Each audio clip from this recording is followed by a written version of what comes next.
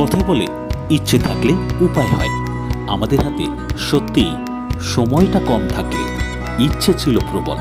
সেজন্যে তারাপীঠ থেকে ট্রেন ধরে বাড়ি ফেরার আগে একটি অটো নিয়ে আমরা চললাম ৫১ পীঠের অন্যতম দেবী নলাটেশ্বরী মন্দির দর্শনে নলহাটির উদ্দেশ্যে। তারাপীঠ থেকে নলাটেশ্বরী মন্দিরের দূরত্ব ২৩ কিলোমিটার, সময় লাগে ৪৫ মিনিট। রামপুরহাট স্টেশনে নেমে খুব সহজেই ১৬ কিলোমিটার রাস্তা অতিক্রম করে পৌঁছানো যায় মা নলাটেশ্বরী মন্দির।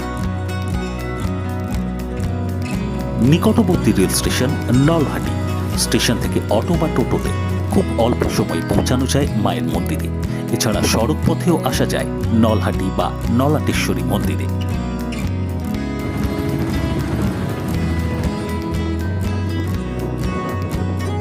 এই যাত্রায় সফর সঙ্গী ছিল বন্ধু কার্তিক। ওর সাথে চললাম নলহাটির উদ্দেশ্যে মা নলাটেশ্বরীর দর্শনে।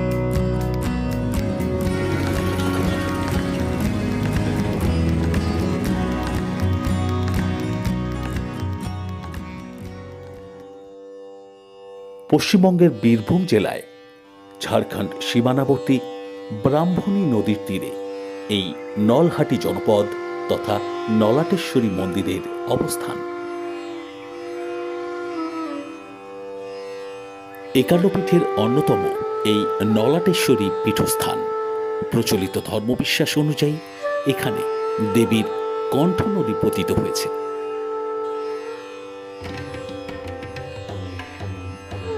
ইতিপূর্বেই এই মন্দির তথা মাতৃদর্শনের সুযোগ একবার হয়েছিল। তখন নাট মন্দিরটাও নির্মাণ হয়নি। তখন এখানকার দৃশ্যটা ছিল একটু ভিন্ন। অনুচ্চ এক পাহাড়ি টিলার কোলেই মায়ের মন্দির নির্মিত হয়েছে। ইতিহাসের পাতা থেকে জানা যায় এই মন্দিরের নির্মাণ, প্রতিষ্ঠা ও পূজারম্ভ সূত্রপাত হয়েছিল নাটোরের রানী ভবানী ও পরবর্তীতে মুর্শিদাবাদের নরসিপুরের রাজার মাধ্যমে। মূল প্রবেশপথ পেরিয়ে নবনির্মিত নাট মন্দির পেরিয়ে সিঁড়ি দিয়ে ওপরে উঠে মাতৃদর্শন। তার আগে সিদ্ধিদাতা গণেশের দর্শন মায়ের মন্দিরের এই পাশে। জানা যায় প্রাকৃতিকভাবেই এই প্রস্তর খণ্ডে গণেশজির অবয়ব দেখা যায়। পরবর্তীকালে এই গণেশ মূর্তি এখানে স্থাপন করা হয়। এই স্থানটির গুরুত্ব অপরিসীম। যে কোনো শক্তিপীঠে পঞ্চমন্ডির আসন এক বিশেষ গুরুত্বপূর্ণ অংশ। সাধক কুশলানন্দ ব্রহ্মচারীজির প্রতিষ্ঠিত এই পঞ্চমন্ডি আসন। যে কোনো শুভ অনুষ্ঠানে পুজো নিবেদনের জন্য ভক্তদের সমাগম হয় এইভাবেই। বিশেষ কিছু দিনে এই মন্দিরে বলিদানের প্রচলন আছে। বলিদানের পর রুধির ভৈরবের উদ্দেশ্যে এই স্থানে রুধি নিবেদন হয়।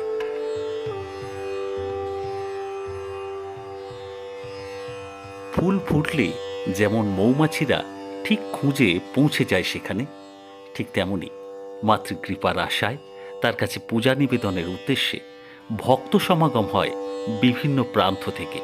কেন্দ্রবিন্দুতে মা নলাটেশ্বরী।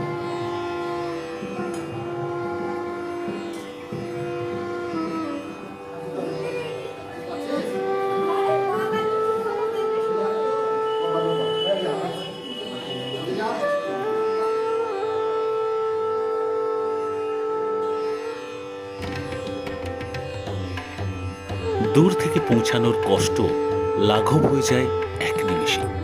দু চোখ ভরে প্রথমেই মাতৃদর্শন। প্রযুক্তির কল্যাণে ভিডিও কলের মাধ্যমে বাড়িতে থাকা পরিবারের সুযোগ করে দেওয়া মাতৃদর্শনে।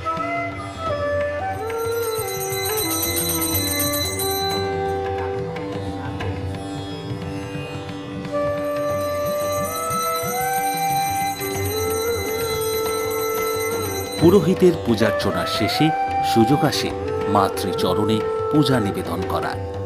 পূজা নিবেদনের সাথে পুষ্পাঞ্জলি অর্পণ এক অনবদ্য তৃপ্তিদায়ক অভিজ্ঞতা।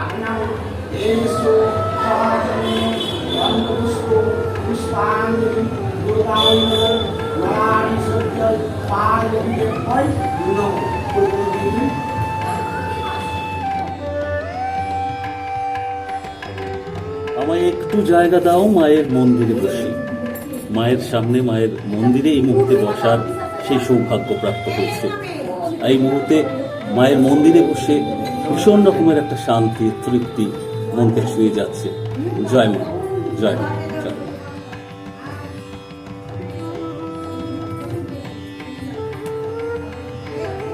হ্যাঁ, নমস্কার। আপনার নামটা, পরিচয়টা একটু জানাবেন। আমি এখানকার রাজপুরোহিত, নাম হচ্ছে আশিস চক্রবর্তী।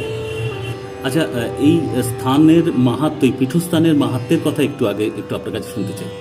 এটা হচ্ছে 51 পীঠের এক পীঠ। সতী মায়ের কণ্ঠনালী করেছে। দক্ষ যজ্ঞের সময় যে সতী দেহ ত্যাগ করেছিল, যে দেহর খণ্ড হয়েছিল, তার মধ্যে এখানে নলি অবস্থিত। এখানে নলি পড়েছে, কণ্ঠনালী। এই নালীটা খাদ্য নালী। এটা সকালে স্নান করানো হয়। যতই জল দেবেন আপনি, জল মধু যা দেবেন, সেটা কিন্তু পাতাল হস্ত হয়ে যাবে। যেটা জলের লিগার, সেটা একরকম কিন্তু রয়ে যাবে। কিন্তু দীর্ঘদিন ধরে কোথায় যাচ্ছে কেউ বলতে পারবে না। আমাদের পূর্বাপুরুষ না, এখানকার কোনো পালাদার সেবায়িত না, এখান নড়াটির বাসি, এখানকার কেউ বলতে পারবে না যে জলটা কোথায় যাচ্ছে। সকালে 5:30টার সময় সেটা দর্শন হয়। একবারই দর্শন হয়, সকালে ভোরবেলা 5:30টার সময়। মায়ের যখন এই রাজকেশ খুলে স্নান করানো হয়, তখন কিন্তু এটা দর্শন হয়। এই মন্দির কত বছরের প্রাচীন? 1500-1600 1000 বছর আগে মন্দির। মা আরও আগে। আগে তো কোনো মন্দির ছিল না, এটা জঙ্গল ছিল। বট গাছ ছিল, গাছের মধ্যে মধুমাছির চাক ছিল, দিয়ে মধু পড়তো। তখনকার দিনে এই মায়ের নলিতে কিন্তু মধুটা পড়তো, সেটা কিন্তু তখনকার দিনে মা পান করতো। তখন কোনো মন্দির ছিল না, এটা জঙ্গল ছিল। বহু পূর্বে 19,000 বছর ব্রহ্মাণী নদী শ্রীর তলা দিয়ে গিয়েছে। এখানে ভক্ত সমাগম কেমন হয়? এখানে এখন লকডাউনের জন্য হচ্ছে না, কিন্তু ভক্ত সমাগম এখানে হয়। এখানে এমনকি লাইনও পড়ে যায় পুজো দেওয়ার জন্য। অনেক লোক আগের চেয়ে আসছে, প্রচার হয়েছে, এখন লোক আসছে। আগে কিন্তু লোক হতো না, এখন লোক অনেক হয়। ভক্তগণ অনেক এসে সারা বছরই? সারা বছর। আচ্ছা, বাৎসরিক কোনো বিশেষ সময়ের তিথির অনুষ্ঠান এমন কিছু? এটা হচ্ছে দুর্গা পুজো। এই মূর্তিটি ষষ্ঠী থেকে একবার দশমী পর্যন্ত মায়ের এই মূর্তিতেই কিন্তু দুর্গা পুজো করা হয়। একবারে ষষ্ঠী থেকে দশমী পর্যন্ত পুজো 4 দিন। মায়ের এখানে অন্নের ভোগ কিন্তু নিবেদন করা হয় মায়ের সামনে রেখে। কালী পুজোর দিন মায়ের সামনে রেখে ভোগ নিবেদন করা হয়, এবং হচ্ছে আষাঢ় নবমী মায়ের সামনে রেখে ভোগ নিবেদন করা হয়। বাদ বাকি দিনগুলো ভোগ ঘর থেকে বেদি করা আছে, ওখানে ভোগ নিবেদন করা হয়। প্রতিষ্ঠা দিবস বা জন্মতিথি উদযাপন এরকম কোনো বিশেষ সময়? মায়ের বিশেষ পুজো হচ্ছে দুর্গা পুজো, এবং হচ্ছে আষাঢ় নবমী। আষাঢ় নবমী এখানে অনুষ্ঠান হয় মায়ের। এবং ব্যাপারে দুর্গা পুজো, কালী পুজো হয়ে গেল, জ্যৈষ্ঠী মাসের জয় মঙ্গলবারগুলো হলো, এবং পয়লা বৈশাখ, অক্ষয় তৃতীয়া, এগুলো হচ্ছে মায়ের বিশেষ অনুষ্ঠান। এগুলো ভক্ত সমাগমের সাথে সাথে সাধক সমাগম, সাধকের কোথাও একটা সাধন পীঠ রূপে মায়ের কাছে প্রার্থনা, সেই প্রসঙ্গে যদি একটু কিছু আমাদের জানান। কুশলানন্দ ব্রহ্মচারী এখানে সিদ্ধি লাভ করেছিলেন। পাশে মায়ের বাম দিকে পঞ্চমুণ্ডের আসন, ওখানে বহু বৎসর সাধনা করার পরে মায়ের কিন্তু উনি দর্শন পেয়েছিলেন, কুশলানন্দ ব্রহ্মচারী। আর রাম শরণ, দেব শরণ আমাকে স্বপ্ন আদেশে পেয়েছিলেন যে এইভাবে আছি, আমার পুজো শুরু কর, আমার মন্দির কর। দিয়ে নরসিপুরের রাজাকে স্বপ্ন দেয়, কিন্তু নরসিপুরের রাজা, এটা মুর্শিদাবাদ, নরসিপুরের রাজা এসে মন্দির তৈরি করে, পুজো পাঠ তৈরি করে। তখন থেকে এখানে আমাদের রাজপুরোহিত, পুরোহিত হিসেবে আমাদের রাজা তখন কিন্তু নিয়োগ করে। পুজো শুরু হয় তখন থেকে। জয় মা নগেশ্বরী, জয় মা নগেশ্বরী, জয় মা নগেশ্বরী, জয় মা, জয় মা গো। শক্তিপীঠে শাক্ত মতেই দেবীর পূজা হয় এখানে। দূর দূরান্ত থেকে ভক্তগণের সমাগমে বাৎসরিক বিভিন্ন অনুষ্ঠান যেমন হয়, ঠিক তেমন বিভিন্ন শুভ কর্মে মানুষ পৌঁছে যান এই স্থানে তাদের পূজা নিবেদন, প্রার্থনা নিবেদনের উদ্দেশ্যে। যাত্রী বা পর্যটকদের থাকার জন্য মন্দির সংলগ্ন এলাকায় কয়েকটি যাত্রীনিবাসও নির্মাণ হয়েছে। অতীতের বন জঙ্গলে ভরা নলহাটি আজ আধুনিক জনপদ, আর এখানেই অবস্থান মা নলাটেশ্বরী তথা তার মন্দির।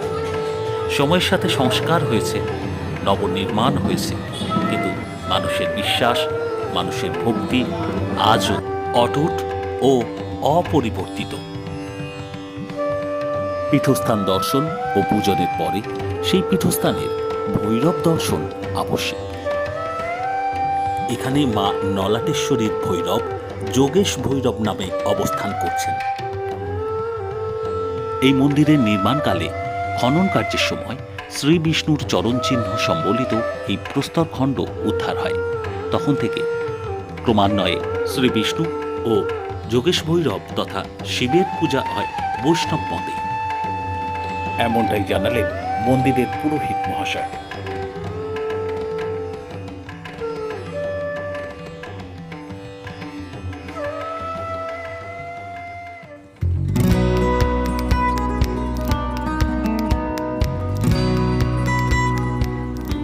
দর্শন ও পূজন শেষে নলহাটি থেকে এবার রামপুরহাট স্টেশনের উদ্দেশ্যে রওনা দেওয়া।